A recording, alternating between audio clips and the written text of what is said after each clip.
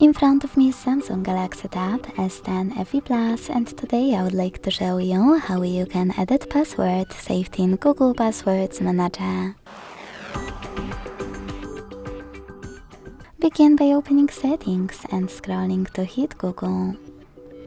Then tap on All Services and scroll again to click on Autofill with Google here.